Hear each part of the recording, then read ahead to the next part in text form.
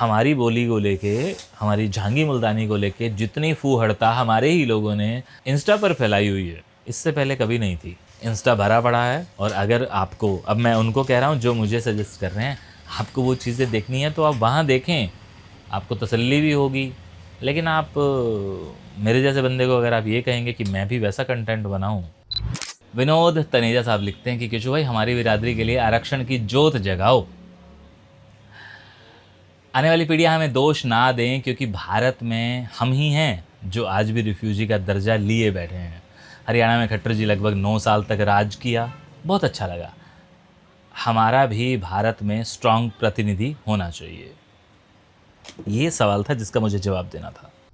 जो मेरी inner soul है वो मुझे कहेगी कि यार तुम सबको बड़ी बड़ी बातें करते हो, सबको बताते हो कि हमारी ज़बान कैसी है, बाबा नानक का हवाला देते हो, बाबा बुल्ले शाह का बात करते हो, बाबा फरीद की बात करते हो, और इस ज़बान को तुम इस तरह से करोगे क्या? तो मैं नमस्कार जी। पिछले वीडियो में जब हम मुंबई में बैठ के बात कर रहे हैं शशि कपूर जी के साथ, और वहाँ आप बड़ी तन्मयता के साथ सारी चीज़ें सुनते हैं, बहुत अच्छा आपका रिएक्शन आता है और एक कमेंट आता है, हालांकि बहुत सारे कमेंट्स आते हैं, कोशिश करूँगा कि जिनके जवाब देने चाहिए दूँ। और ये जो कमेंट आता है जो मुझे मजबूर करता है कि मैं लिख कर नहीं बोल के जवाब दूँ, क्योंकि पिछले 11 सालों के इस सफ़र में ये वाली बात मुझे कई दफ़ा कही गई और मुझे लगा कि आज राइट टाइम है। विनोद तनेजा साहब लिखते हैं कि किशोर भाई, हमारी बिरादरी के लिए आरक्षण की जोत जगाओ। आने वाली पीढ़ियां हमें दोष ना दें, क्योंकि भारत में हम ही हैं जो आज भी रिफ्यूजी का दर्जा लिए बैठे हैं। हरियाणा में खट्टर जी लगभग 9 साल तक राज किया, बहुत अच्छा लगा। हमारा भी भारत में स्ट्रांग प्रतिनिधि होना चाहिए। ये सवाल था जिसका मुझे जवाब देना था। मुझे जवाब इसीलिए भी देना था क्योंकि इस बात का बहुत सारे लोगों ने पर्सनली भी जिक्र किया। अब तनेजा साहब और बाकी सारे लोग जो इस बात को समझते हैं कि हमें इस पे बात करनी चाहिए, मुझे लगता है कि नहीं, इस पे हमें कोई बात ही नहीं करनी चाहिए। क्योंकि अगर हमें बात करनी होती ना, तो आपने वो एक गाना सुना है ना कि मुझसे पहले कितने शायर आए और आकर चले गए। तो हमसे पहले भी बहुत सारे लोग आए जिन्होंने थोड़े दिनों के लिए सोशल मीडिया पर अपना रुतबा बनाया और हमने उसको अपना आइडल मान लिया। तो पहली बात, मैं तो वैसा हूँ नहीं, और ना ही मुझे ऐसी बड़ी बड़ी बातें करनी आती हैं कि मैं वो चीज़ें करूँ। 47 से लेके आज तक हमारे कितने ऐसे नेता या समाज सेवी या संत थे जिन्होंने कभी आरक्षण की मांग की हो। आप अगर गिनती पर गिनेंगे तो शायद पूरे हो जाएंगे। यानी कि वो बहुत लंबी फहरिस्त नहीं है, बहुत लंबी लिस्ट नहीं है कि आपको कागज़ कलम लेके बैठना पड़े, क्योंकि उन्हें चाहिए ही नहीं था। आप अपने ही परिवारों की कहानियाँ याद करें, आप अपने आसपास की उन बातों को याद करें, या आप हमारे सारे वीडियोज़ में देखें, तो सब ने क्या किया? सब ने जैसे तैसे अपनी ज़िंदगी काट ली और आज वो स्थापित है। कहते हैं ना यार, हम लोग नमक से खा लेंगे लेकिन किसी के आगे हाथ नहीं फैलाएंगे। क्योंकि मैंने ही अपने सैकड़ों वीडियोस में ये कहा है कि हमने कभी किसी से आगे हाथ नहीं फैलाए, हमेशा यूं किया है, यूं कभी नहीं किया है। यहाँ तनेजा साहब, मैं ये कहूँगा कि अगर हमें लेना होता ना तो हमारे बुज़ुर्ग पहले ही ले चुके होते। वो लड़ाइयाँ भी लड़ चुके होते, शायद हासिल भी कर लिया होता। क्योंकि आप मुझसे कह रहे हैं तो मैं आपको कह रहा हूँ। अब इसको कोई सबके लिए समझे या पूरी कौम में से मुझे कोई बंदा आके कहे कि तुम कौन होते हो ये फैसला करने वाले, तो भैया यहाँ सोशल मीडिया पर जो बात और बहस हो रही है उसका एक विषय है और उस विषय पर बात करना भी ज़रूरी है। हालांकि बात करने के लिए बहुत सारे लोग होते हैं, ये एक चर्चा का विषय है। खैर, हमारे पास ये मुद्दे हैं ही नहीं फ़िलहाल, हमें इन मुद्दों पे बहस करनी भी नहीं चाहिए और ये मुद्दे हैं ही नहीं। हमारे पास बहुत सारे और मुद्दे हैं जिन पे हमें बात करनी चाहिए, जिन पे बात करना बड़ा लाजमी है। उन मुद्दों पे तो कोई बात ही नहीं करता, जो करते हैं उन्हें दबा दिया जाता है, बिठा दिया जाता है। बहुत वक्त बीत जाने के बाद भी हमें तो ये नहीं लगता। जब 2 साल पहले जयपुर गया था ना, तो जयपुर में मुझे बताया गया था कि यहाँ पर हमने आरक्षण लिया हुआ है। तो मैंने कहा जी उससे फ़ायदे, तो उन्होंने कहा जी नौकरी में या एग्ज़ाम के बाद नंबर्स में या कहीं ना कहीं। तो मैंने कहा कि क्यों लिया हुआ है? क्या आप साधन संपन्न नहीं थे या आपको लगता था कि हाँ? तो खैर उनके जवाब से मैं बहुत ज़्यादा सैटिस्फाई नहीं था। मुझे तसल्ली नहीं हुई थी, मैं मुतमईन नहीं था उनके उस जवाब से कि हमें लेना चाहिए। जवाब फिर वही कि अगर लेना होता ना तो वो जो हमारे बड़े थे ना, जो अब इस दुनिया में नहीं हैं, वो लोग ले चुके होते। हमें नहीं लेना चाहिए। हम हमेशा से ही जनरल कैटेगरी में आते हैं और जनरल कैटेगरी में आने के बाद हम शान से रहते हैं, है ना? तो हमें नहीं लेना चाहिए। और दूसरा, इसी वीडियो पर एक कमेंट आया था, किसने लिखा था वो मुझे ढूंढना पड़ेगा, लेकिन एक कमेंट आया था जिसमें यशु भाई आपके वीडियो थोड़े अलग होते हैं, कॉमेडी नहीं होती है, आप कॉमेडी वाले बनाओ।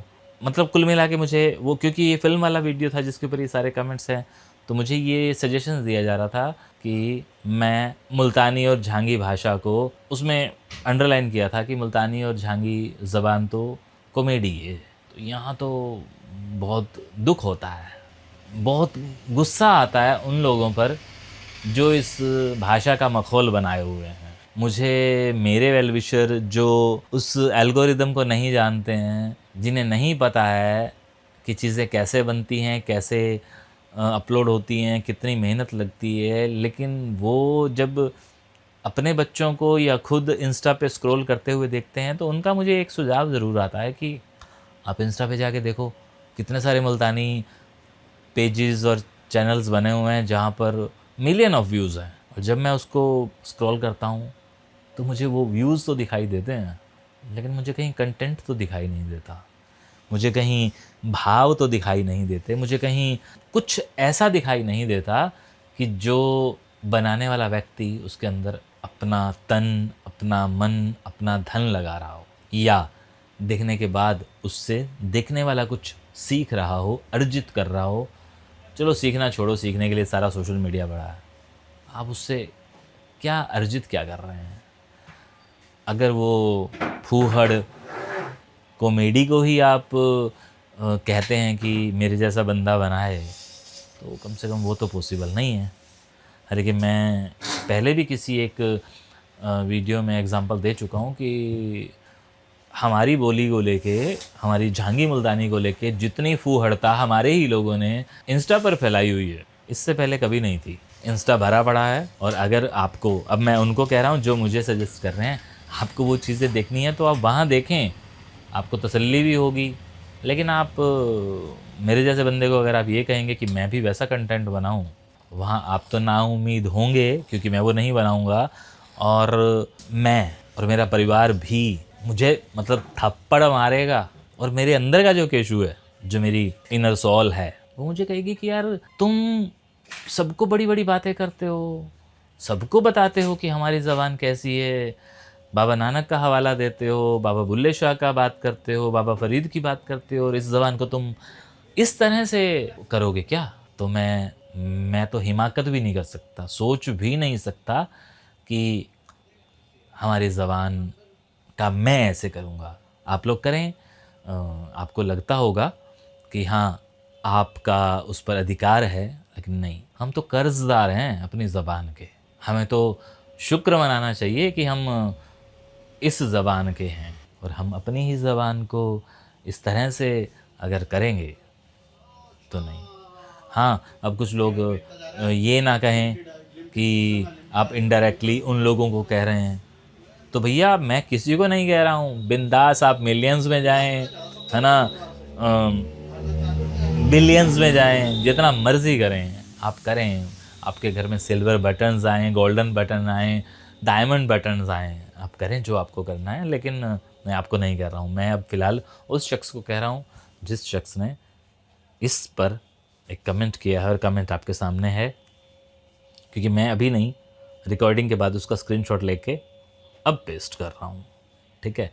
तो मैंने शशि कपूर जी के साथ बैठ के कुछ फ़िल्मों की बातें की थी, तो फ़िल्म के लिहाज से, हालांकि एक कमेंट और भी आया था, किसी फ़िल्म का हवाला दे रहे थे कि जी वो फ़िल्म आई है, तो मैंने उन्हें लिख तो दिया है कि जो फ़िल्म आई है अगर आप उसे 4 लाइन में एक्सप्लेन कर पाएँ कि फ़िल्म की समरी क्या है, फ़िल्म कहना क्या चाहती है, तो आप बताएं। और वही मैं कह रहा हूँ कि वास्तव में अब तक कोई ऐसी फ़िल्म आई ही नहीं है हमारी ज़बान में जिसे हम फ़िल्म कह सकें। बस ये 2-3 बातें ऐसी थी जिनका जवाब मुझे लगता था कि मुझे देना चाहिए, नहीं तो शायद मैं मतलब परेशान ही रहता, ठीक है? और अच्छा लगता है जब आप ऐसे सुझाव देते हैं, लिखते हैं, स्पेशली तब जब आप अपना वक़्त देते हैं।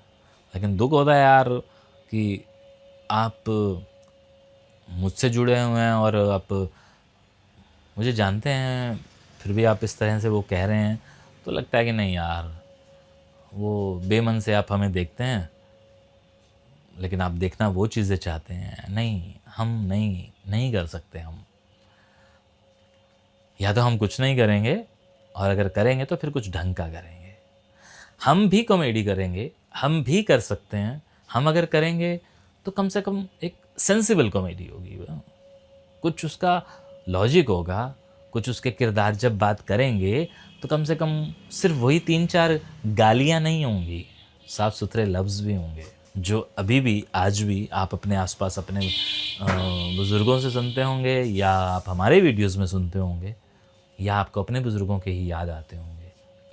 क्योंकि वो सारे लफ्ज़, मैं अब किसी भी एक लफ्ज़ को अपनी ज़बान से नहीं बोलना चाहता, नहीं तो फिर वो बात आएगी कि ये तो उस वीडियो में था और उस वीडियो में था। क्योंकि अब तो एक-एक वीडियो ही लफ्ज़ों का बन रहा है। एक-एक शब्द पे एक वीडियो ख़त्म हो जाता है 10 सेकंड में। तो हमें वो नहीं करना है। हमें गिनती नहीं बढ़ानी है, हमें क्वांटिटी नहीं, क्वांटिटी से अलावा हमें क्वालिटी की बात करनी है। बट एनीवे, बहुत लंबी और ज्ञान की बातें हो गई मेरी तरफ से, जो कि जनरली होती हैं जब ऐसी बात मैं करता हूँ, क्योंकि मुझे वो कमेंट्स परेशान करते हैं। शुक्रिया।